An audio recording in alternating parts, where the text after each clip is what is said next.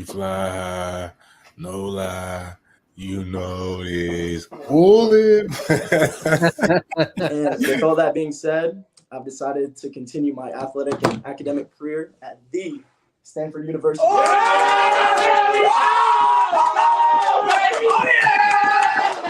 Yes, sir. Network, it means everything to me. Back when I didn't have all these offers, maybe like one or two, he was always promoting me, what I'm saying, trying to get me on the radar, this guy, you need to look out for him.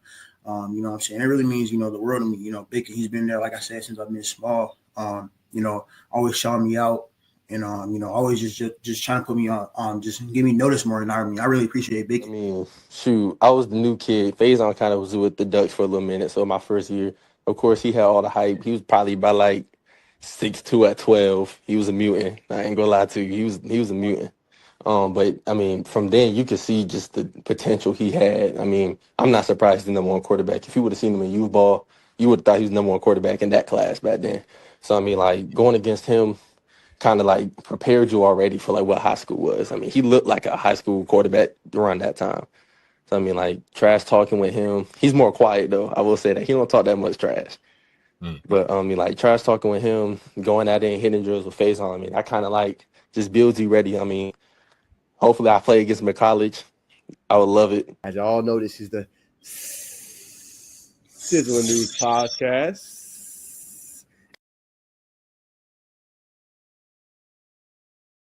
Yes, sir. Yes, sir. What's going on, y'all, man? Happy Monday. Hope you guys are having a great day. We got a lot in store for you guys today, man. We got a jam-packed show. Appreciate everybody tuning in, man. We're going to be talking about Colorado Buffs a little bit. Georgia Tech, my second show of the day. Just got off one a little bit earlier, talking nothing but the Yellow Jackets. I will be in attendance in Charlotte for the ACC Media Days, man. I'm excited for that. Year 2, man. So it should be a lot of fun going to check out, obviously, Yellow Jackets, man. Hopefully we'll be doing by Dukes the Scoop. National insider, man. I call him a mentor. Somebody that's definitely been, instrumental and big in terms of my growth, as a journalist, commentator, all that good stuff, man. So hopefully we'll have him on the show. Talk nothing but the Buffs. Give you guys an early preview, of obviously Georgia Tech versus Colorado. And who knows, we may pop on his podcast and talk about the Georgia Tech perspective with all those Buff fans as well, man. Just trying to give y'all something different.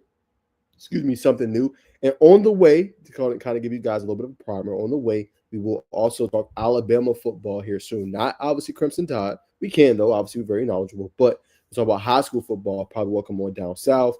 Obviously, Larry and several others onto the program and talk about the latest before the season starts. Because as y'all know, it is July 21st, man. So the season is right around the corner. So I hope y'all excited, man. Without further ado, I think my co-host is ready to go. So I'm going to bring him on the show, man. Auburn, Bacon, the Bacon Network. Talk a lot latest about what's going on. I'm going to welcome on the brother to the show. What's going on, people? How are we doing? Blessed. What's going on, man? Blessed Monday. What's going on, G? Bad, man. Nah, doing good, bro. No complaints, man. That's what's up, man. It's good to see you, brother. You know what I'm saying? Always good to see you, brother. Like I said, hopefully we get the guest on. But like I said, like you just alluded to, brother. Dukes has been there always early on. Just pouring into us, giving us advice. Always, having an open ear for us. So we appreciate him for everything, for sure. Nah, facts, man. Yeah, he definitely been beneficial, especially for me in terms of advice, man. There's not many like that in the media industry. For those that don't know, it's tough navigating when you fresh out. There's another one too I want to mention. He checks out our podcast sometimes. Jeremy Johnson is 1-3. He does a really great job with Dawes HQ. He's been another mentor for us as well. Been in the game for a while. When I was early walking on, it was telling me, bits and things and pieces to watch out for, man. So he's another one that has obviously, been somebody that's been very, influential and helpful throughout the industry for sure. Absolutely, man. Definitely shout out to Big Jeremy, brother, for sure. Yeah, I always got something to say. I always got a good joke for you. He gonna get you. He gonna bring you up when you feel like you down. So for sure. 100%. Well, all right, Bacon, man. We're gonna start off the show red hot. So we're gonna go ahead and get your thoughts, man. Oh, what up? Shout out, man. First Light. Hey, we appreciate it. That's what I'm talking about. Your pet cow me out. Hey, tap it to the show, man. We appreciate the love, man. Salute to you. Appreciate you. Like it up. Share it with a friend, man. Make sure you subscribe to it if you ain't already. Much love to you. All right, Bacon. This catch over the weekend was absolutely insane. I know you've heard about it. This kid here. Oh, my Lord. This catch here was nasty. This is just a jump ball from Dalton Moats. Hey, Oh on, my bro. God. And Come to on, complete the route through the contact, make even a difference in He's a Jacksonville, freshman, bro. Florida, man. that is truly unbelievable. One-hander. I mean, what's just your reaction to that, bro? Because that was crazy, bro. I've never seen nothing like that. Like he jumped through the defender and still just like mossed over him to catch the ball. I've never seen nothing like that, bro. Man, initial reaction is just wow, bro. How do you do that? I mean, obviously, kids got to have massive hands, but like when I first saw it, I had to watch it like at least 5 times to really grasp it. But that was crazy. Catch of the year early on, early year candidate for catch of the year. Yeah, man. I mean, honestly, it is, and obviously he's going national now. So he was on Pat McAfee's show in terms of just obviously the tweet from Hayes. He was talking about him being a national recruit, but yeah, I mean that's how you kind of submit yourself. He was already known, but like that's how you get like top 2, top 3. But that just goes to show you the platform that the NFL is, and if you ball out and you come up with unreal catches, like that's all it takes, man. Being ready for the opportunity when it comes and taking it to that next level. Nah, absolutely. Yeah, What's the saying? Preparation. You know what I'm saying? I can't remember what it is. Basically, it's like like you just said, being prepared for your opportunity. When preparation meets opportunity, something like that. Yeah, when preparation meets opportunity equals success. Yeah, that's it. Yeah, facts, man, facts. Now I want to get your thoughts on some breaking news a little bit earlier today. I do want to ask Dukes about this too, if he's able to come on. But just Auburn, they haven't really been what's the word? I guess like they've lost some recruits, they brought some in, but just obviously Jaquez Wilkes is a big one. He's staying home. 6'4", 240 edge, obviously from Wiley, Alabama. Just what's your thoughts on Auburn obviously landing him? He's the highest ranked recruit in this class. I mean, that's a massive win, to say the least. I mean, they've been struggling a little bit in this class, but just what's your reaction to them obviously landing Jaquez Wilkes? I mean, he's a ball player for sure. He kind of does everything for his high school football team, run the ball. Even play. I thought, the guy listed as an edge, but he plays more like a line. He plays everywhere. Like I said, linebacker, plays a little edge, but I guess main linebacker for his high school team. But real physical. Just another dog. That they're gonna bring into the not the flats, but the plains. So he's a playmaker for sure. Just another one loaded up on that defensive heavy recruiting class guy coming in, just surpassed, like you said, Hezekiah. What's his last name? Williams. Mm-hmm. Yeah, Hezekiah Harris. For the top spot in the class. But yeah, this is another solidified ball player for the Auburn Tigers. And then what do you just think about everything going on with the recruiting class? You think this can help like get more guys? Obviously, it's still kind of early for 26, and a lot of guys are committed, but it ain't over to December and that dotted line. Do you think this can maybe help their class out? Yeah, for sure. It's definitely a momentum piece, bringing in, top 100 player coming into, the recruiting class. Kids be talking, So it's still early. It's still going to be some flips. I'm sure you got, kids in Alabama, they probably still hitting Shadarian, hitting Shadarius Tootle, you know what I mean? And, come to Alabama, come to Auburn, and come wherever we're going. So it's all going to come down to the wire, man. Like I said, most of us are just sitting back with our popcorn, waiting for around, November, December, you know what I mean? So it's a possibility. 100%. Great question here in the comments. I obviously appreciate you tuning in. What about Auburn recruiting the QB position? So obviously, I'm glad you brought that up, and we're going to share the screen so you can see this, brother. But basically, from last year, y'all, they had the number 8 class. This year, number 65. That's why I said it's a little bit concerning, especially for Auburn and the brand that they are. But like you said, highest obviously 4-star for Jaquez Wilkes, which helps them out a ton. But basically, it was between. It's going to bring up another point. They basically got Peyton Falzon, and I think they're going to just stick with him, right? Remember, he was committed before to another school before coming to Auburn. So that's pretty much their guy. The other guy, he's already committed, and that's obviously Landon Duckworth, right? Because it was between Auburn and it was obviously between South Carolina, right? So that was their other guy. I don't really foresee. Now, I'm not saying I'm tapped into the Auburn recruiting scene like that, but to me, when you have Jackson Arnold, when you have a Deuce Knight, and you have obviously that third quarterback they have. I can't think on the top of my head, but I don't see them getting 2 quarterbacks in this class. That just doesn't make sense to me. Just looking at a roster perspective and how many quarterbacks you keep. But that was the other quarterback. He was like, okay, cool. But they already had got one at the end of June anyway, and Peyton Falzone. So I think they're going to stick with him, 6'4 and a half, 200 pounds. I think it sticks there, my friend. Yeah, they're already loaded, man. Dude's nice, supposed to be the future. You know what I'm saying? So 100%. There it is. And then, Bacon, I want to get your thoughts, obviously, on this. We've covered this recruitment a lot. Landon Duckworth, as we just talked about, was the other quarterback that was obviously Auburn was recruiting. He committed to South Carolina. Obviously, big for them going forward. I think it's going to help their class a lot. They're also training for another running back down in Florida, Amari Thomas, that was committed to Florida State. So he's obviously trending towards that path for the Gamecocks. But I think it's big because it allows you to start positioning yourself for prop time recruits, right? And some of those names, obviously, you look at Darius Gray, right? 5-star, Tennessee's in there, Ohio State, South Carolina, several other programs. But guys like that will want to block for this guy because you know what he can do. He's dynamic. They went 14-1 this year. Obviously, he won several dynamic awards. And he's a true dual threat. He can do a little bit of everything. That's what makes Landon special. So I think it's big for them moving forward because obviously after this year, if he has the type of year we think he's going to have, Bacon and Lenore Sellers, he's probably going to go off to the league. You got Prentice Aaron Nolan, right? You got another quarterback. And then you obviously got Duckworth. Duckworth's in prime position to me to compete for a starting job compared to Auburn, probably going to sit depending on what happens. Yeah, so I guess the question is what's your thoughts about the move to commit to South Carolina again?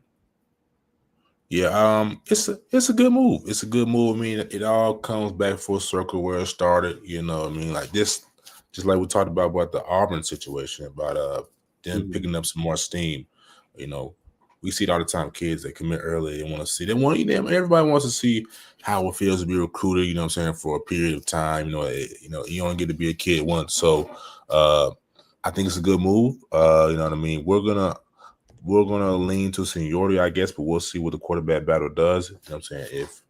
If Aaron Nolan comes in, starts next year, granted, Lenore Sellers goes to the NFL. I think he'll be a senior next year.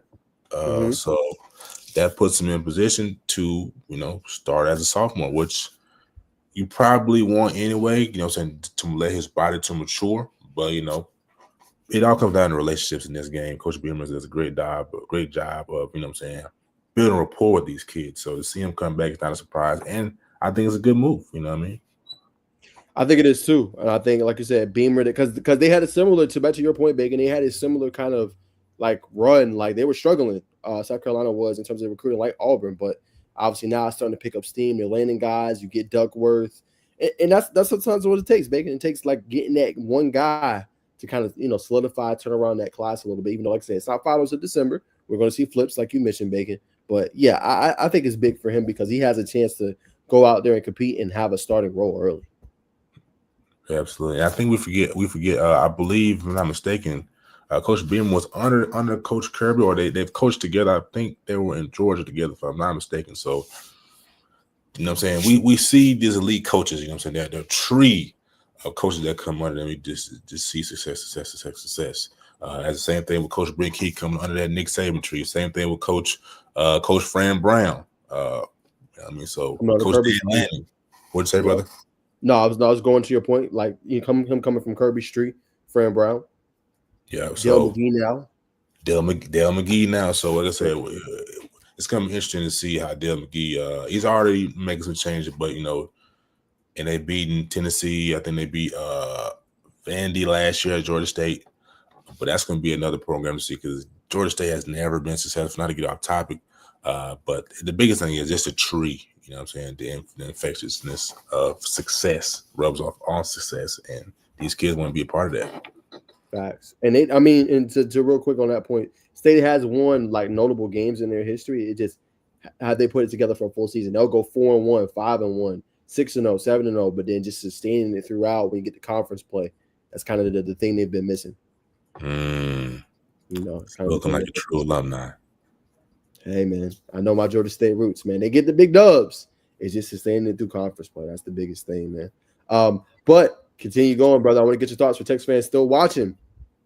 Travis Smiley Stevenson. He is recruiting, yo. And I like it. Like I said, this is how you build an elite class and you start being able to build it tough. You see Bacon obviously smiling like this is what you do. And he's already out recruiting, right? This is a top end tight end / receiver. George Lamons, who was committed to Texas A&M. He is decommitted. Opened back up his office recruitment. He was committed to them since April. And like I said, it makes sense, man. You commit so early. You know, you want to test the water, see what happens. Maybe it's a school that wanted you, starting to give you that attention. It's a lot that goes into that. But as Smiley said, come home. So if that doesn't solidify how locked in he is with Tech, I don't know what will. So that's obviously a good telltale sign for him. Obviously him starting to try to recruit. And we've seen Tate Harris do it, trying to recruit guys to come to Tech. So that's massive, man. Nah, facts. This is just a sign. I mean, I'm sure Tech recruits, you know what I'm saying, we're doing this before, you know what I'm saying, this wave of momentum as, you know what I'm saying, hit the Yellow Jacket program. But when your players, you know what I'm saying, start recruiting for you know what I'm saying, then it just steamrolls momentum, you know, play on words there. But I mean, in-home guy, Tech needs a tight end going forward. You know what I mean? With Aaron Philo, you want to be able to threaten up the seams. I know tight end in the past, you know what I'm saying? Of course, we got Luke Harper. I believe we got him listed at the tight end some places. He feels like a receiver to me, but nonetheless, you want a big body. You want to not only threaten outside of the numbers, but you want to threaten inside the numbers as well. So this is a good move. I like to see, you know what I'm saying, momentum being built. 100% agree with you, brother. I think you were obviously spot on there. We'll tackle obviously one more big high school headline before we get to college. A lot of college news. Just want to get your thoughts on this, Bacon. You are, obviously you know well the Georgia high school scene. There's obviously Matt Stewart's high school football podcast, class 8 through 3A all-state offense. Just what's your thoughts on this list? You think he got it right? Is he missing some names? Like, just what's your overall reaction to this list? All right. 1 and 3. Okay, I like Mobley. I like Mobley. You know what I'm saying? Savannah School, I know for sure. Dual threat, Ben Muser. Okay. Running back, obviously. Beard, Givers. Okay. Wide receiver. Not sure. Hover over the wide receiver one.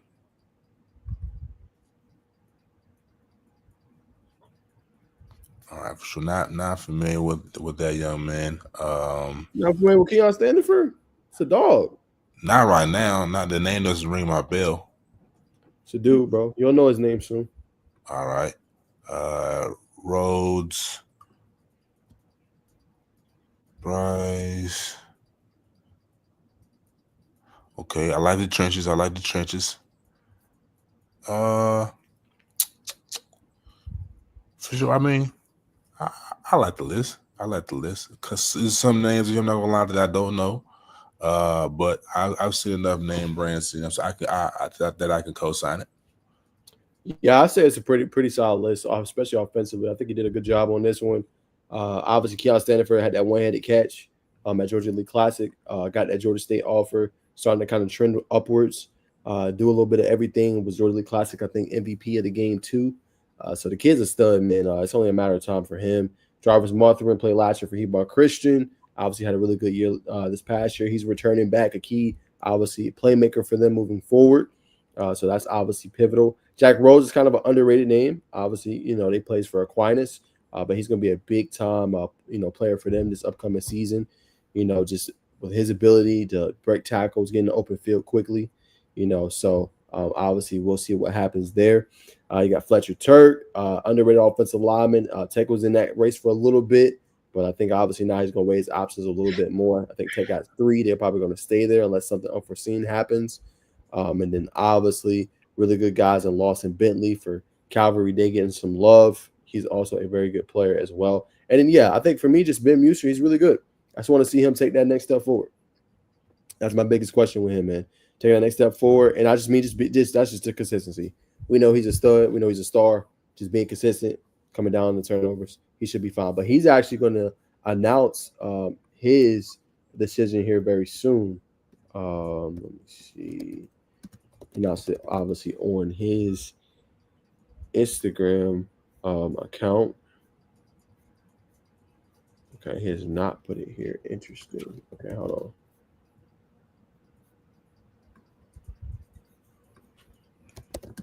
Okay, I see the image in the background. That's nice, nice touch. All right, but here's his top 4 as he announced, obviously with CFB all B. Final 4: Cincinnati, Virginia Tech, Vanderbilt, Purdue. So really interesting to see. Surprising he's doing this so early, in my humble opinion, because I think with a guy like him, he has a monster season. I think you can see even more. Like he's already had offers. I think you can see even more offers come his way. So this one's gonna be interesting to keep an eye on. I don't feel like it's done, even though he's gonna commit. And obviously, I think it said August or July 31st. I think Yeah, the commitment is. I don't think he's done. That's just my personal opinion.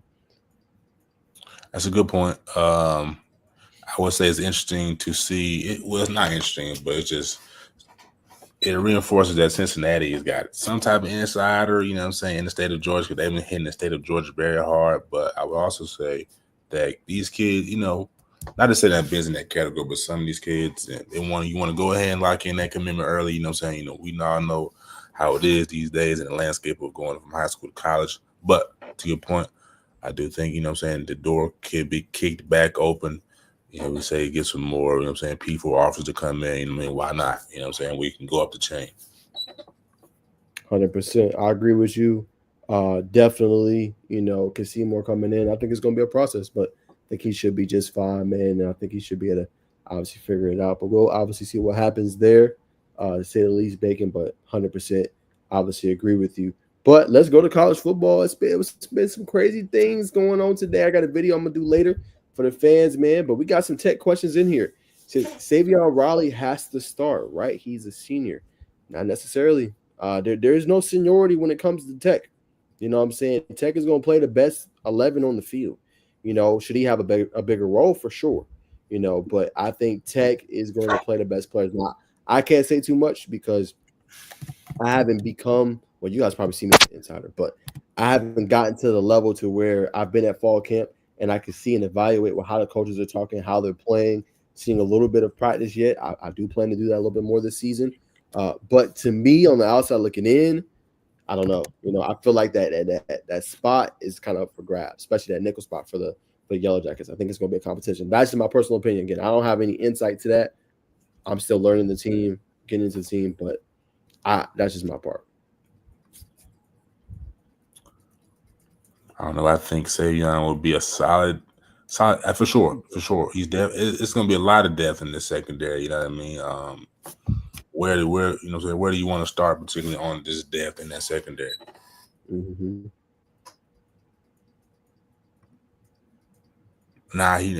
He needs to start week 1 trying to see him smack Colorado in the mouth week 1. Ryder's got a supporter, you know what I'm saying? You can't blame him. Yeah, man, we'll see. We'll obviously find out here. Like obviously Nico D said, who knows? I mean, obviously we'll find out there to see kind of what happens, man. But we're going to hit the comments more here in just a sec. But let's keep it rolling. All right, Bacon. So let's see. Yeah, because college football was on fire today. I still got a video I got to do later. Just haven't had time. So Bacon, real quick, just want your quick thoughts on this. Obviously, Jake Retzlaff, he transferred. He's going to walk on at Tulane. Now, he's not guaranteed to start. They got like 3 to 4 guys there. But I want to get your thoughts on, obviously, him committing to walk on at, obviously, Tulane, earn a scholarship, and obviously play, there. What's your thoughts and reaction to that? Oh, to be a walk-on, that just shows what type of player you are. But obviously, he has playing experience at BYU. You know what I mean? Tulane, they've really already got their guy. You know what I'm saying? This has to be depth, and I'm saying potentially next year. But you know what I mean? It looks like a depth move to me by Tulane. There you have it. I don't have too much to add. I agree. I think a depth piece for them in case any catastrophic happens. You know that he's starting. You know that he has the pedigree. And why not go get him out of the portal? You know what I'm saying? And then it's free of charge because he's a walk-on, so you don't really have to, pay him or anything. You don't have to really worry too much. Obviously with him having to walk on and earn a scholarship, to say the least, man. But we'll leave that there, man. More college news, Bacon. Got to get your thoughts on this, brother. SEC media poll. I did a video. Y'all ran it up. I appreciate y'all as always.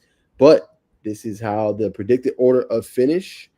They have this for the ACC. I can't wait to fill that out as well. Talk a little bit about that and how I'm going to rank it. But, I mean, Bacon, what is your thoughts?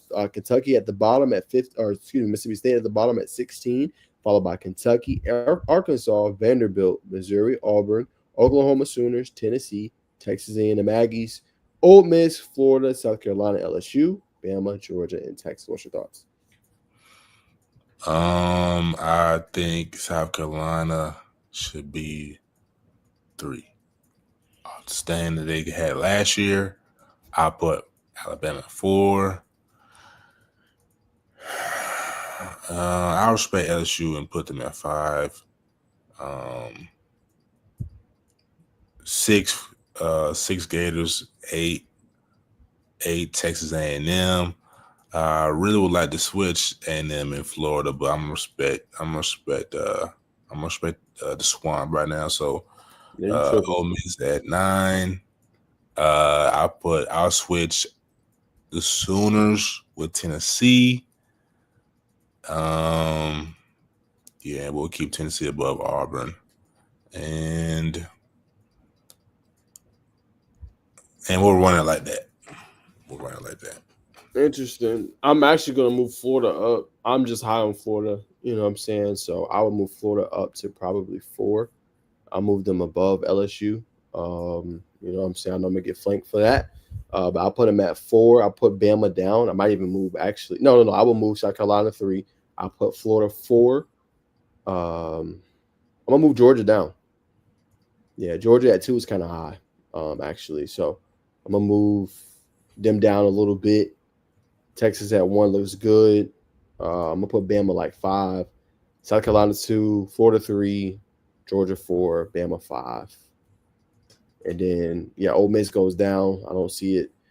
They go down to like 10. Play some with Oklahoma. Texas A&M is at a good spot. And then, keep the Vols at 9. That's how I would do it. Leave the rest the same.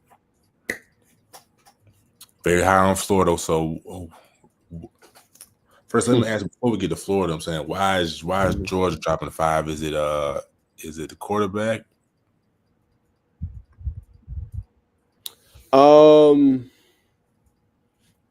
That's part of the reason. It's not that I don't believe in him. I think he's really good. I haven't seen a full body of work. And I know everybody's like, well, Najeh, how are you going to keep Texas 1 and you ain't seen a full body of work?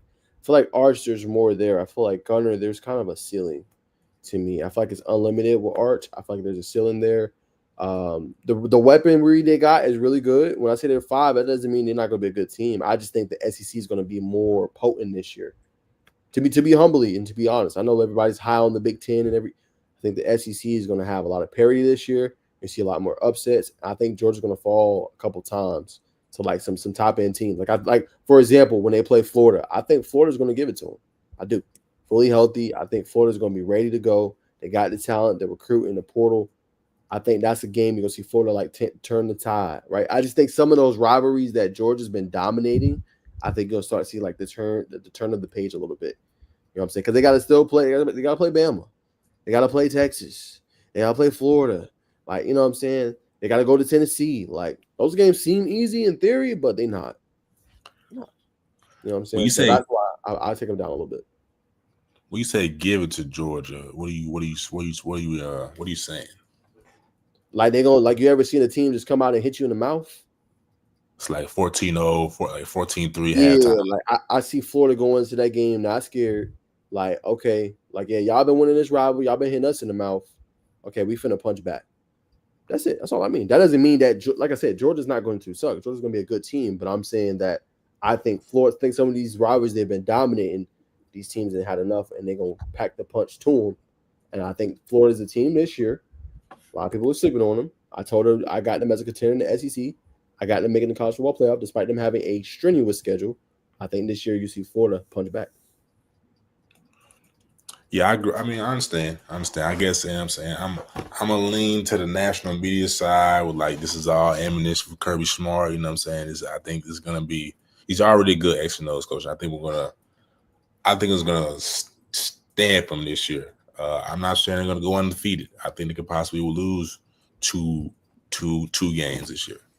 2 games this year. Probably that Texas game, and then whichever one. But they got some receivers on the outside. They got a couple backs. The defense should be fine. O-line should be fine. I know there's some question marks about them in the trenches, but I think they're going to live up to their expectations. But I understand your concern at quarterback as well, though. You know, that's just how I see it, man. Just concerned at quarterback worries me a little bit. It got the weaponry though. You know, you got Zachariah Branch, you got, you know what I'm saying, Noah Thomas, you got a top 2025 class, you got Jacoby White, right? You got the pieces to be successful. Just can you do it? Yeah. I mean, like I said, this year's college football is gonna have so much parity to it. It's gonna be like a must-see, a string of must-see games every Saturday, every Friday, whatever the case may be. But yeah, so I'm definitely looking forward to it. I'm gonna be glued to my TV screen every chance that I can, and if I can't do it, I'll be watching the full game highlights whoever provides them for both on YouTube. There you go, man. Love to see it. More headlines, obviously. Bacon, Big Ten media poll came out. Just did a video on that. Just quick thoughts on this, Bacon. All right, Big Ten. Yeah, I saw this earlier. Illinois over Michigan is kind of tough, but after seeing Brysen's performance during the spring game, I kind of understand. This is not bad. Actually, this is not bad. That's what I saw. This is not bad. I think they only one that I'm gonna boost up is UCLA because I'm riding with Nico. Maybe like 13. Not too high, but I'm just a little boost morale. But you know what I'm saying? That's what I think. Yeah, I agree. I mean, I'm with you. You know, I think, you know, a lot of people were like, well, Penn State, they're supposed to be good every year, but it's like this got to be the year. This James Franklin, we talked to obviously Alex last week, should be the year they take the step. They got the better overall team than anybody to me. Oregon still got question marks. Obviously, they lost Evan Stewart. You know, they got Decorian Moore, but that's a lot to ask for a true freshman. Now, maybe he emerges, maybe he's that guy, but we don't know yet. You know what I'm saying? Illinois, they should be a formidable team. Got to win some of them tough games down the stretch. Michigan, how much will Bryce Underwood develop? You know, can you go through the ups and downs with him throughout the season? Iowa, can you put up points? Great defense as always. Can you put up points? So, you know, I kind of gave y'all my thoughts earlier, man, but we'll see. And like I said, make or break year for USC. Can't go 7-5 again. Just can't. Nah. Just can't. Cannot do it. But all right, Bacon, I think this is some funny news, so I want to get your thoughts on this, man. It's kind of make me laugh. I got to do a video on it later, obviously. But they applied to get into the Big 12. I mean, shout out to them. And I think that would have been big for their recruiting, obviously big for Antoine Hill. But they paid $200 million, and the reports is obviously up to $250. Made an offer to join the Big 12. Ross Dellinger reports. Then that's massive. Like I said, I'm going to react to this personally, you know, and I think that'd be good for their brand. But as Brent McMurphy said, Big 12 is not interested in adding Memphis, obviously per Brent McMurphy. So they're going to pass on that. So obviously, you got to get entry from the conference that's the ones you in, and then obviously pay the entry fee to get in. But what is your reaction to this? You know, fleeced them boys. That's what it sounded like. And they got fleeced. I like the aggressive move. Memphis has kind of been on that bubble of being a real contender, not just on the field, but in the recruiting space. I think it's going to come down to, I guess, is play. They can be dominant, have a good year this year. They got a marketable face, like you just said, Antoine Hill. So I guess just it's proving that you're supposed to be there by the performance on the field. So, yeah, I'm gonna add my thoughts later on the exclusive video. I like that they made the move. I just don't understand why they passed when you was going after Cincinnati. who's obviously a team in the American, but then you say no to Memphis. That part I just don't understand, which I'm gonna state later in the video. But I thought that was very obviously intriguing as well. Yeah, no facts. And obviously, this is a rebranding too, Bacon, with American Conference called American Athletic. They've changed it obviously to just the American Conference. Is the other big news earlier this morning. And they got obviously Soar the Eagles. So interesting rebrand, in my opinion. Really? Why do you think so? I didn't think they would just say American. I guess, just trying to stand out more. I think it's very resemblance of America in general. This is my opinion. The eagle, the colors, you know what I'm saying? Not that there's anything wrong with that. It's perfectly fine. I like it. I'm just saying I think it's interesting they decided to go with the rebrand. And then one of your top AAC teams in college football in your conference is already looking out. So I think that's interesting to say the least. I got you. Yeah, but what's your thoughts on the rebrand? My thoughts, I mean, I like the logo. You know what I mean? You want to keep things fresh. I guess you're saying that it's a little interesting because it's so close together that Memphis tried to leave and you just launched a new logo, pretty much like, you know what I'm saying, marketing yourself to outside of the team. That, we got some spots to be coming up. You might like the logo. You send a show 100K or whatever, you know what I'm saying? So, I mean, it's all business at the end of the day, you know what I mean? You got to appeal to your not appeal, but just stay relevant, I guess if that's a fair assessment. It's a great point. All right, Bacon, let's pull up. Obviously, Tech players putting in that work, man. I don't know if you saw. And we'll address some of these comments. But Tech players putting in work. Yeah. I can't figure out who that was right there. I think.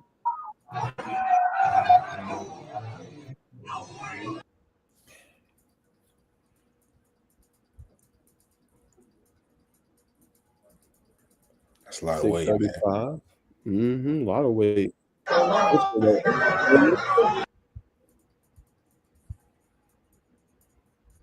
This is where it starts, though. Any OG football head will tell you, man, it starts in the weight room, man. Keelan Rutledge, all ACC offensive lineman. This looked easy.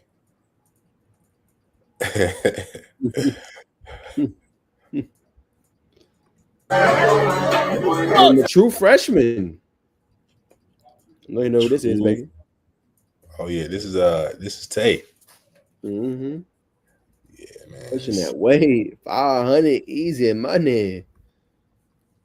So obviously making it look easy. I thought this was interesting. Bacon, I want to get your thoughts on this, but to put things in perspective, here's what the DB room is squatting. That was Will Kiker that started at 635. Bacon, Omar Daniels 600, Tate Harris 500 pounds, Elgin Sessions, outstanding player from obviously up north, 500 pounds, and then Dalen Penton with 425. I mean, your DBs are squatting that. That's a damn lot. But what's your thoughts? Discipline, you know what I mean? That's the first thing that comes to mind, you know what I mean? You move that much weight, you gotta be a gym rat, you know what I mean? You gotta be hitting the weight, you gotta be able to push yourself, but that's the biggest thing. But ultimately, to bring it back to football terms, like I said, to start to make your program for real starts in the weight room, you know what I mean? And just seeing the momentum, like, oh man, freshman squatting 500 pounds, you a year 2, year 3 player. Maybe I need to not take time away from my field work, but maybe I need to go, you know what I'm saying, up my rep weight. You know what I mean? If that makes sense, you know what I'm saying? To just want to, like I said earlier, the momentum. You know what I'm saying? Momentum does a lot for your program, and this is just another sign. GT checking off another box.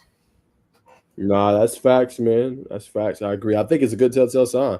I mean, if imagine what your offensive linemen doing, your DBs doing that in your trenches. I mean, that's huge, man. And they obviously that nutrition program they got them on and getting them right, man. It's getting them right.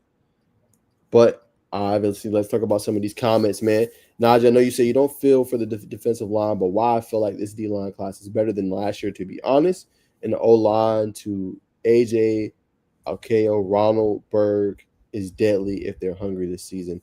mean, yeah. It's not that I don't like it. I like what they did. It's just seeing that production on the field. That's my biggest thing. You know, who is going to emerge? Like somebody got to like. If Tech is going to take that next step, I'm not talking about win 7 games. I'm talking about win 10 games, be in contention for an ACC title to get into a college football playoff. They need guys to rush the passer. They need guys to get sacks and create negative plays. They lost one guy to obviously transfer portal and Romello Height, who's at Texas Tech. They need somebody to step up, in my humble opinion, and just do what they're supposed to do. Can't be just Jordan Vandenberg because he's on the inside. He's gonna face more double teams easily. You need somebody on the edge because think about it. If they start double teaming an edge rusher, if that's Braden Manley, if that's obviously Alexander, if it's one of those guys on the outside, they doubling him. What do you think that's gonna do for Vandenberg in the inside? Right? What do you think that's gonna do for some of the guys coming in? That's massive. So it does on paper look good. Obviously got Kilo Stone, who I like, what I'm saying as well. But just want to see what they're gonna be able to do. I mean, I agree. So go ahead. Now I was gonna say, I tend to lean. I think this year defensive line is gonna be successful. I'm saying if you didn't see the article I put out, I kind of dove into the transfer guy. I saw a lot that I liked. Mainly, I'm gonna get to your comment in a second, brother. But defensive line looked good. But a linebacker I really liked after doing my research was Kamen Spalding. I think he's gonna be as well as Melvin Jordan, but Kamen Spalding, coming from a smaller school. I really liked him. I'm saying a local guy coming from Miller Grove. But yeah, He asked about Spalding. What do you think about him? I like him, man. He just, what I'm saying. He just, what I'm saying, played a lot of snaps. Had a high grade, 76.1, 623 total snaps, 66 tackles, 3 sacks, all from the linebacker position. Very multiple. He's got a real nice get off. I just think he's a playmaker, man. To be honest, I think you can move him around. There you go. That's Bacon's honest assessment there. All right, to your comment, and for that O-line comment, for them to be successful on the O-line, they need to start Josh Petty. I know he might be undersized on his weight, but he has heart. I watched the spring game and play, and he was driving people until the whistle blew. And when he drives, he's driving 7+ yards. They need to get him at tackle ASAP. All he needs is 20, 30 pounds of muscle. Yeah. He'll be a beast. I don't disagree with you. I agree, but it's like, are you going to rush Petty? No. Why would I rush Petty for? Let him develop and be that guy, like, I'm saying, towards the end of the season or sophomore year. I'm saying? They got guys, Will Reed, right? They got guys like Malachi Carney. Now, if they struggle, then you play him, right? But I'm not going to risk his future or risk him starting too early, not being physically ready on a demanding sport, and just have him come in sophomore season and be the starter and ready to go. I don't think that's a bad idea. I like Petty a lot, what I'm saying? But it's hard to ask offensive lineman as a freshman to be ready to go, what I'm saying, that early on, especially in a major conference like the ACC. And to that point, how do you feel about? I mean, going back to the defensive side of the ball, but what's your thoughts on AJ Hoffler, man? I think he could be great for them. Obviously, I haven't seen too much in terms of just like him playing. Obviously, he didn't play a lot at Clemson, right? So it's just that same kind of thing has potential. What would that mean on the field? That's like my biggest thing. He played at Woodward Academy, so he comes from a great program. Can he crack that rotation? You know what I'm saying? But he has potential to be that rotational piece for them that can contribute and play. Clemson, he probably wasn't going to play this year, But this year he can make a name and play early, and obviously if he can be that guy. And again, it doesn't have to always be sacks. It can be TFLs. It could be pressures. It could be speeding up the quarterback, create negative plays, right? Tip passes. They just need somebody to rush. But I like him. I just haven't seen a lot. I agree. It's like a lot of I say question mark with like 2 pluses, because I think there's upside, offensive line and D line, but defensive line. If you're running like I say 65% blitz type of thing, I think you got the DBs to do it, safeties and the depth in the secondary to do it. I think you could see consistent pass rush from Georgia Tech, but like I said earlier, I definitely don't have the inside scoop. Not at the practices. This is just from evaluating the personnel and using the little football knowledge that I have, you know what I'm saying, to come up with these assumptions. It's good, brother. So, what's good, brother Brensky, man? Appreciate you tapping in, brother. You know what I'm saying? Okay, might have to get you on the show one day, brother. You know what I'm saying? We appreciate that your viewership, though. For sure. Got this one, Bacon. That was 600 plus. Obviously, Will Kiker, sophomore DB. Obviously, there is that. So that obviously tells you there. Says if H starts, he's going to be on ASS week 3 on, bro. Interesting. Okay, feeling pretty high about him. For sure. Definitely. All right, man. So we gotta keep going with the obviously college news. NIL. We're gonna go back and dip back into Georgia Tech here in a second. But let's talk about obviously this guy right here. You know him well. Obviously, Ryan Williams. You know, what is your thoughts? Obviously, him inking a $2.7 million deal. Ryan Williams signing this deal with Nike. You know, it's a must sign for it's a must sign for Nike. You know, so you want to get him as early as you can. Being at Alabama already, a Nike school. You know what I'm saying? It was just that seamless. You know, Nike, you know, we hear a lot of noise about people not that Nike has lost some of its luster, which it probably has, but Nike is still the premier brand in sportswear apparel. You know what I'm saying? Ryan Williams to be a potential Ryan Williams to be a future poster child for them. You know what I mean? It's seamless. I think it's gonna be big time. Kids like him. You know what I'm saying? Doing the nail polish thing. So it's big. And kudos to him for real. For somebody who's supposed to be a senior this year, senior freshman this year. That just shows what type of athlete he is and the type of star he's gonna be. You know what I'm saying, here on out. Agree with you, brother. 100%, man. You're right. Yeah, I mean, I think it's big for him. Just continue to, you know, get himself in the limelight. Obviously, you know, getting that NIL, getting obviously sponsored by Nike. That's not, and how I look at it, it's not just a relationship now, it's a relationship in the future too. You know what I'm saying? When he goes off to the league and obviously and things like that. So getting it done now early, which is obviously great with the NIL because it allows you to get these type of deals done early, and that could be lifetime contracts. Seeing it similar with Caitlin Clark, or obviously getting a long deal with obviously Nike. It goes well, obviously, what they're trying to do. I agree, but too. So, and to bring it all back with the NIL thing, will we see more of this in college? And if we do, again, will the younger athlete, will the college athlete mindset, will it work long term? Will we see some people fizzle out because I got this money, I want to go do this? You know what I mean? I'm going to invest in this, and I'm gonna have $800 billion. So, what's your thoughts on this playing long term for brands attaching their names to or signing these athletes so early? I love it. I'm glad you brought that up. Actually, I want to get your take. Hold on. Yeah, you good. Trying to find it.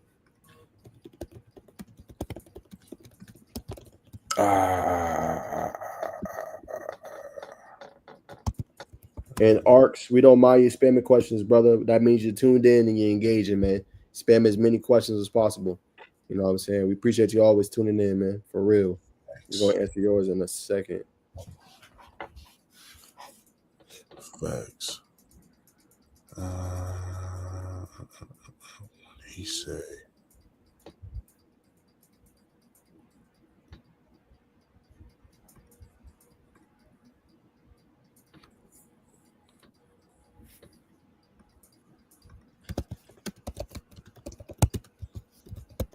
Trying to find this quote. Might have a surprise guest, brother. Right now?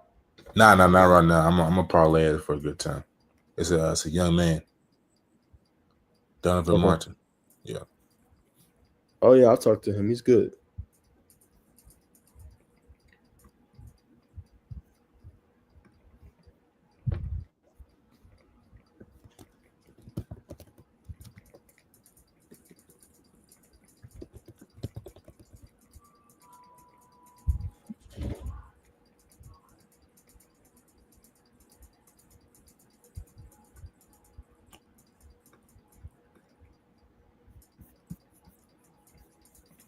I can't find it, but I'm gonna use this one. It goes to your point, and that's why I'm glad you brought it up. But Kirby basically at SC Media Days like this past or last week, he obviously here like if you don't want to be coached and you don't want to be coached hard, don't come to Georgia. He also talked about like players not being basically, I'm paraphrasing, but being like motivated, like making $200K a year, going soft, not being motivated. To your point of what you was asking Bacon in your question, and I think it's like, what is your ultimate motivation? Because you can use that money that you're getting now, that $200K in forever, bro. But if you could use that to position yourself and your family for the future, cool. And I feel like the goal should always be, obviously, get your degree, your education first. But if you have the talent to make it to the league, you know what I'm saying, you're going to get way bigger money than you are going to get in college. You know what I'm saying? That was kind of my biggest thing, you know what I'm saying, as well. You know what I'm saying? So I think for Kirby, he does a really good job of bringing that part up. And to your point of what you asked about Bacon, I think is very true. And sometimes when you got that money, you got that recognition, you take plays off and you take it off and you feel like, oh, I'm that guy. I ain't got to worry. You don't want to put in that work. And I think it's going to be tough. And I think that's when brands you're going to see like, hey, we can terminate this contract so-and-so if you don't uphold this. And that's what they got to start doing with the contracts with the players. Like, you got to uphold a certain standard to continue to receive this money. If not, they're just going to be entitled like, oh, I deserve it. Like, no, you don't deserve nothing. You earned it, but you keep working. You going hard is what allows you to earn it. That's exactly what you got to do. You see, like I was listening to, who was it? It was a Matt Barnes or Steven Jackson, somebody in the basketball space. Oh no, it was it was Tim Grover. You know what I'm saying? He was talking about athletes, how they come in, they get success, and you know what I'm saying, they enjoy the NBA lifestyle. You know, they come up to the season. You got, you know what I'm saying, NBA execs, coaches, you know what I'm saying, front office people call him, hey, can you get him ready? Because Tim Grover's an elite trainer, training Michael Jordan, Kobe Bryant, and D Wade. But there has to be protocols, consequences, and repercussions. You can't forget what you're there for. You know what I mean? It's kind of like you got the money, you may enjoy it, you know what I'm saying, it may bring you benefit. Like, instead of you eating the school's food, you know what I'm saying, I want to have salmon, I want to have, you know what I'm saying, whatever your protein is. If you want to go vegan, now you have the opportunity to afford your new nutrition diet or whatever the case may be, but you can't go out and live the rock star lifestyle when you're still in college after you had one major, you know what I'm saying, year in college. Because that one good year not necessarily can get you in the NFL, because you have to play 3 years of college football. So I think you're right, you know what I mean? And then to Kirby's point, you know what I mean, you're going to come to Georgia, you're going to get coached hard, you know what I'm saying? If you got this money, you got this ego, now, coach, I'm going to go over here. And then now you find yourself at San Jose State. Not to say there's anything wrong with San Jose State, but you're outside of the P4, like you're outside of playing on national TV every weekend, which hurts your brand. So there has to be consequences, repercussions for your lackluster performance and your lack of dedication to the game. I'll disagree. I think you summed it up perfectly. And honestly, I agree with you. I mean, it has to be consequences, for being lackluster. Like, you're not going to just because you're making the money, like, nah, bro, that's not how that goes. You know what I'm saying? So I agree with you. And that brings me to this point. Obviously, talked about college. Let's talk really quick about the high school level. Obviously, this is a standout guy. Kamari Dorsey, he inked an NIL deal with Phenom Elite, which is a big brand. We've seen Justin Murphy obviously get a deal too, Bacon, which was massive for them. But what do you think it means for high school players that are now inking these deals? His valuation went up to $110,000. Per NIL after obviously the announcement of this deal. So just what's your thoughts on obviously that? And obviously he's a major player for Georgia Tech. They like him a lot. Nebraska, Florida State, Tennessee, Florida, and Ohio State are all in the mix for him. Recently donned a 4-star player.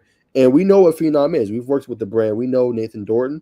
We know what they're trying to do. And I like that. I like their brand. I like their merch. I like what they do for the kids. They get them shirts. They get them shorts. They get them cleats, gloves. That's just customizable. I like, you know what I'm saying? Yeah. Different SpongeBob, Sega, Sonic, all kind of stuff.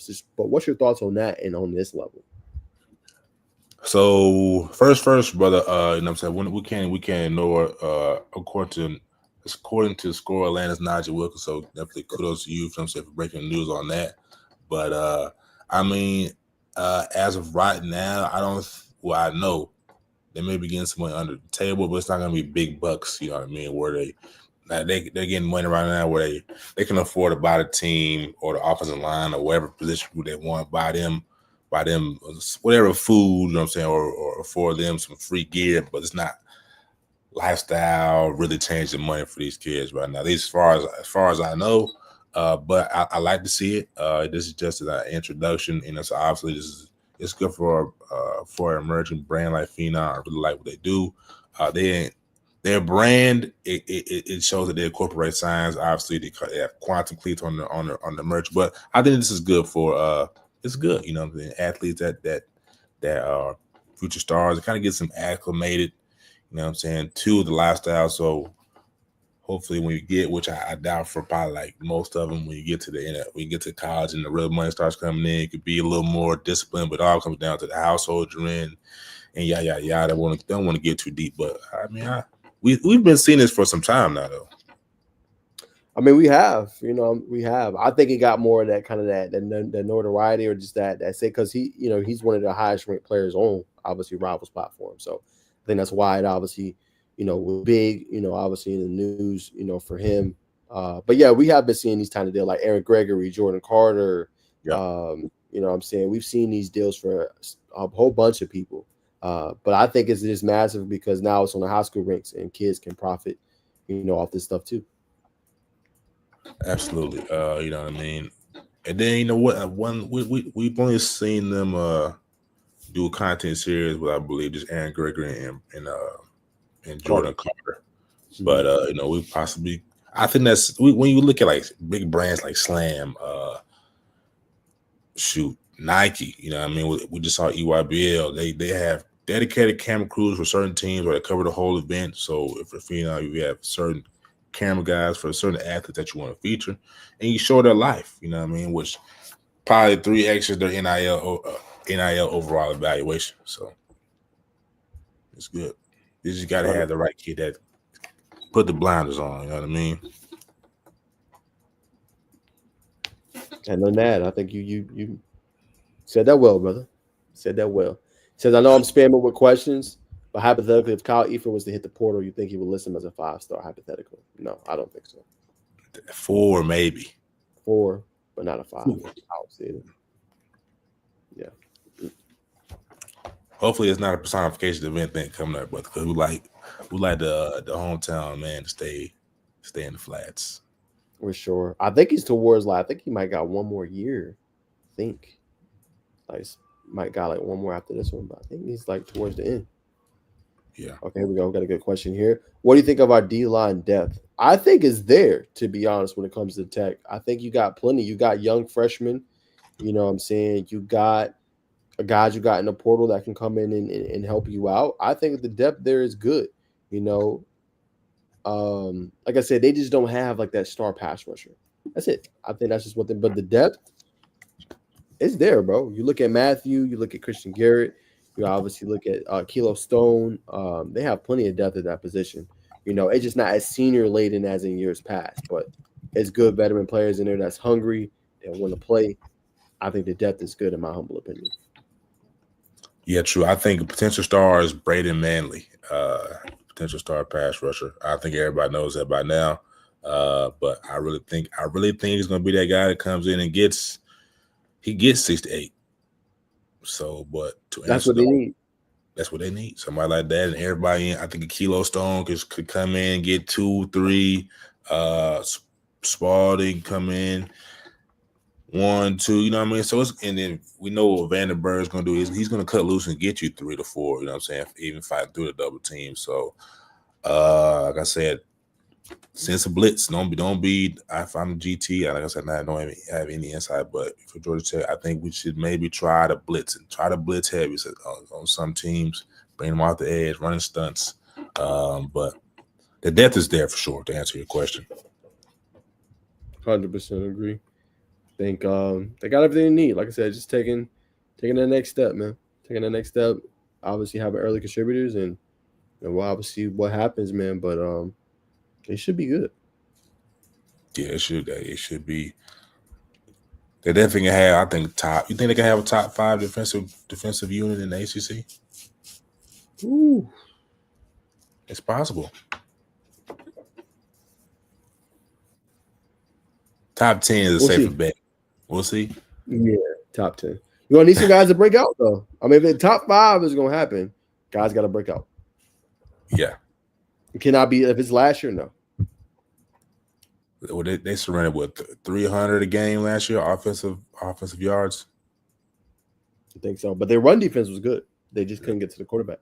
You know what I'm saying? Now, there were some games they did their thing. Like Romello Height was helping, Jordan Vanderberg. But outside of them two, Yeah. you know, Yandra was doing good with the pass deflections and stuff like that. But nah, not really. Yeah, facts. I think that's facts. Yeah. So we'll see, man. I'm what's our score prediction for Clemson? Oh, we've never asked this one before. Is it in Death Valley or is it in Atlanta? I think It's in Death Atlanta. Valley. It's in Atlanta. Okay, that changes a lot. I'm gonna defer to you first, brother. Yeah, I'll say I'm gonna go upset. It's still early. I don't want to go too in depth, but early upset of the season. I'm gonna go Tech wins 28-21. Early upset of the year. I like that. I was gonna go Tech anyway. 2021. That's not a bad one. I'll go. We'll go 24-17. Nah. I can't go. We'll go 24-21. I really don't think Georgia Tech's gonna hold Clemson to 17 points. So we'll go 24-21. There you go. And then he said in Georgia. In Georgia, we'll go. Let's go 38, 35. Okay. Oh, you got high scoring. High scoring game. Okay, that's what it was last year. I'm gonna go a little bit lower. I'm gonna go 31-24. 31-24 Tech. Yeah, Tech upset. 31-24. Okay. Though we wouldn't mind to see like a 14-17 type of game, but I think those days are long gone. I agree. 100%, man. All right, let me see if there's anything else before we kind of wrap up. Is Duke still coming or? I haven't heard anything, my friend. Gotcha. Haven't seen or heard anything.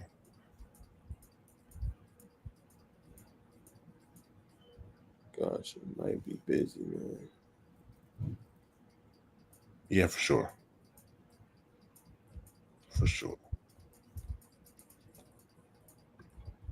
Let me see. Need to be top team so we can get up there. These stay sleeping. Nah, for real, 100%. I mean, I agree. I have heard nothing but praise for Triplet and Manley. So where is the pass rush questions? I mean, there's gonna be questions, obviously. I mean, you hear good things, bro. That's like hearing good things in practice, but it don't translate to the field. Happens all the time, right? It looks good in theory, you know what I'm saying? But me, I like to play a little bit of devil's advocate. Like, that sounds good. Looks good in practice. We're going to see the production on the field, right? It's the same thing when we see good, players get overhyped. Oh, man, he's the second coming of this, or he's turning it up in practice and doing this. Again, that's practice, right? How will it be in the game? I like Manley, though. Manley's probably one of my favorite players. You know what I'm saying? On Tech, just to watch him defensively. But is it going to translate on Saturdays? Yeah, I mean, Triplet. What's the name of the school? UTSA. I know they're the Road Runners. They're an emerging team in college football. They've had decent. They played pretty decent last year. I believe he comes out as their highest rated defensive player.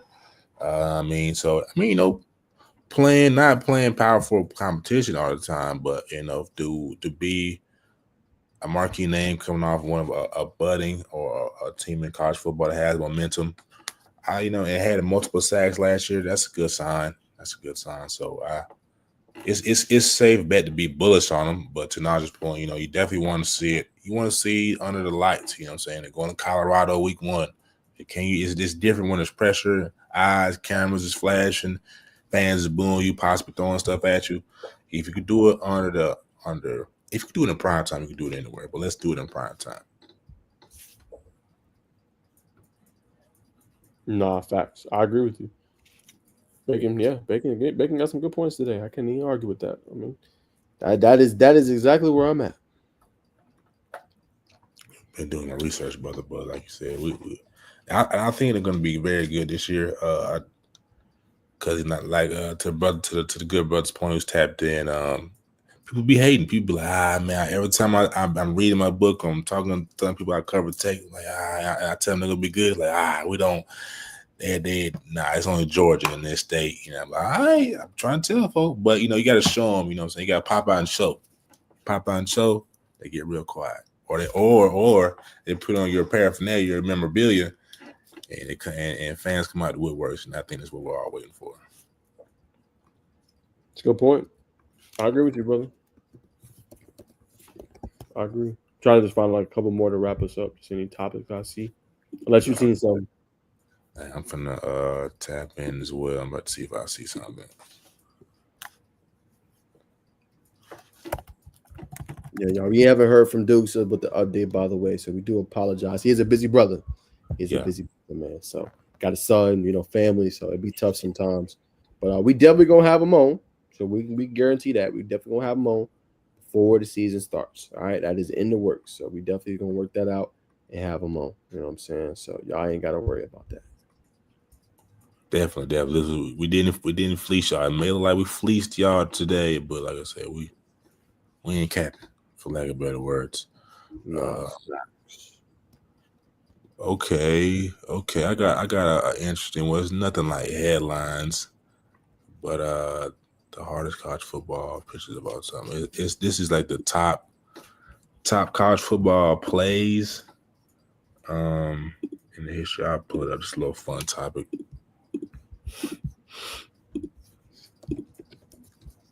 We got top 25 players since 2000. Obviously, it still got the kick number one. We all remember that one. Boise State, Tricker Station, Invincible, Vince Young, Tua's Toss, the Horror, don't remember that one. Prayer at that was man, I'll never forget that one. Off the local man, the other local guy, Trey Matthews, Superman. So when you see this Reggie in the Fog, another legendary moment, the jump past Tim Tebow. This is actually a pretty good list. Lamar Leap, I think the Cam. So when you look at this list, brother, what stands out to you? You know what I'm saying, which one brought you the most joy watching these games or seeing the highlight? Definitely that Texas one. That was an insane kind of a game going up against USC. USC was highly favored.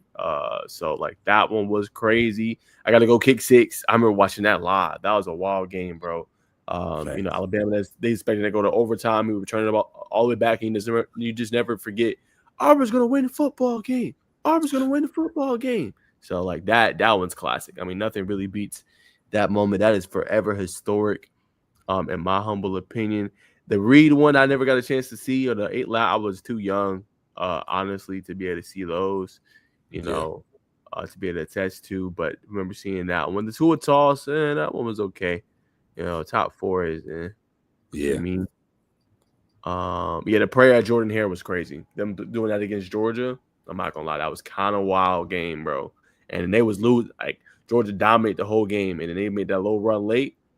And the fact that they was able to complete that was insane. So for sure, yeah, I would say those are memorable. And then that was underrated. That Lamar hurdle 25 is low for me. That should be a little bit higher. That's kind of low. That was a historic moment, bro. Facts. I'm here, I'm him. I'm here, I'm him. That's the Heisman moment. That's the Heisman moment for him. I say that one and the Jadeveon Clowney one should be higher. Yes. Yeah, because they got robbed, and then he just screw that. I'm gonna get this ball back anyway. Yeah, that was a historic moment too. And maybe the jump pass, man. People say a lot about Tim Tebow, but those Tim Tebow days in college football, man. Peak college football entertainment. Him, Cam Newton. I think Cam Newton's underrated. They need to give him more respect on the NFL, but definitely the college football level. Yeah. Those Reggie moments, man, could have been a little high, right? Reggie in the fog. Come on, man. But yeah, that's what I thought. Good, like I said, a good little fun, you know what I'm saying? A little change of pace, ladies and gentlemen. Facts. We'll address the last comment for the night. So is our O-line better or worse or the same as last year? TBD for me, only because last year they had so many great veterans that came in. Keelan Rutledge obviously comes back. Corey Williams left and went obviously to Arkansas. You know, going to be dependent on more transfer portal guys starring in the worlds of Ethan McKinney. You know, you do get Joe Fusau, who's experienced, so that helps. And you got a lot of good young thoroughbred young players. So it's younger. You know, is it better or worse? It's tough to say. It's tough because that whole line last year, y'all, was good. They gave up like maybe 2 or 3 sacks the whole year. That's not heard of, bro. You know, so for me to just say like this new, like I don't know. You know what I'm saying? Last year's O-line was damn good. You know, remember them games, y'all? They ran for 200 and 250 yards. And come on, dog. Ain't nobody running like that in the NCAA like that no more. You know what I'm saying? So I feel what y'all saying, but at the same time, I feel like last year's offensive line was good. So it's hard for me to say, oh, this new line with transfers is gonna be. I don't know, bro. Last year O-line was tough. Yeah, I mean we're gonna be bullish. We're gonna hope it's bullish. I just like to, before I make my assessment. I mean, on paper, I think it's gonna be better than last year. But yeah, like I said, till I see, I like to see it. But but also, you know, we got a former Yellow Jackets now with the Falcons. You know what I'm saying? I had to put that out there in the atmosphere.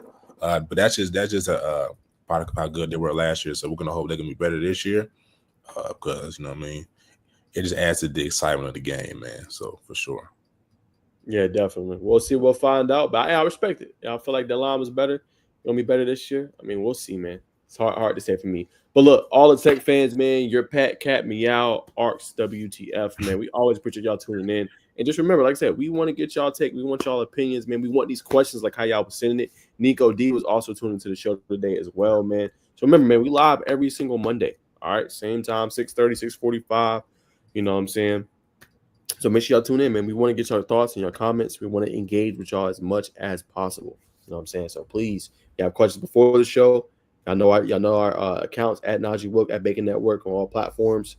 Y'all hit us up, man. We want to definitely appease y'all. Like I said, we'll have a college football recruiting show this year on Saturdays, man. Like I said, we'll kick it off, you know, probably after the 8 o'clock games.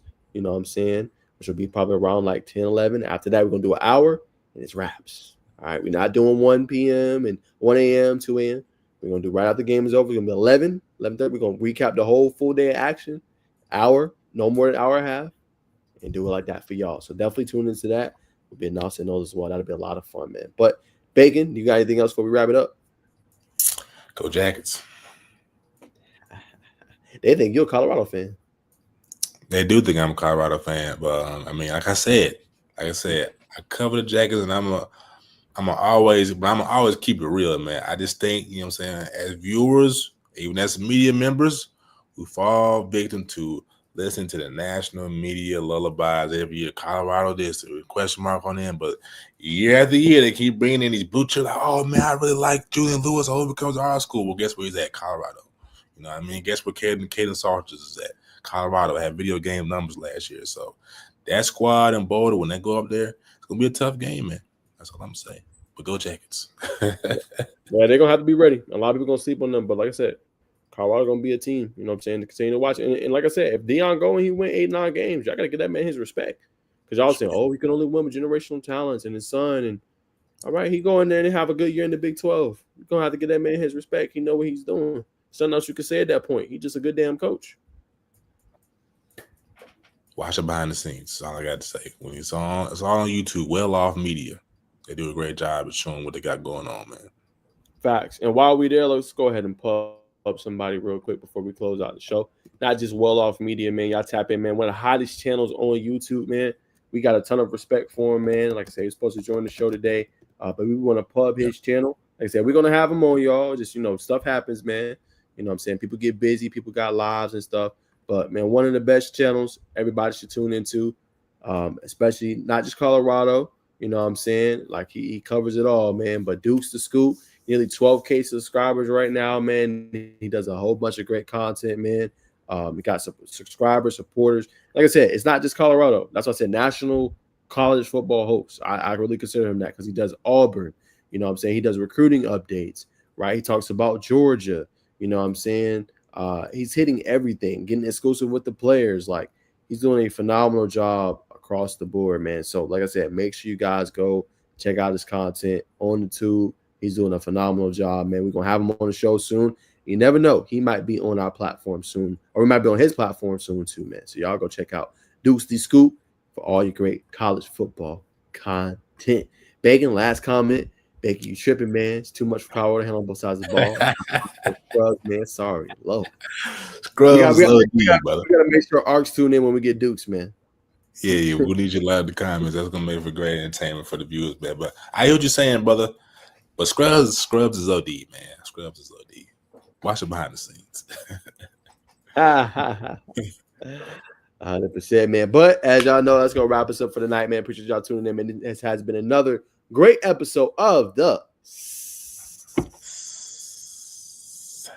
Sizzling News Podcast. Always appreciate everybody tuning in, man. We will see y'all on Thursday. A special guest in the building, Jordan Green.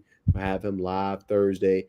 Just transferred to the Diamond Doves from Newton. So y'all make sure you check out that exclusive episode. We will be tapping in more with OTE for sure. You're going to have the girls circuit as well. I think all the way up to before the school year starts, August 2nd. They're going to have some stuff. So we're going to try to pop out there. Continue to build that rapport too for our hoops, obviously on Thursday, man. But we see y'all again for the football segment on Monday. And make sure y'all stay tuned to the content on the channel, man. We're going to talk about everything. Much love to all y'all. Yes, sir. We appreciate you, Arcs, man. Love and support, man. Appreciate you. Much love, my brother. Much love, man. Make sure you tell a friend and tune in to the pod, man. Season right around the corner, man. So y'all make sure y'all tap in, man. And we will see y'all soon. Soon. Peace.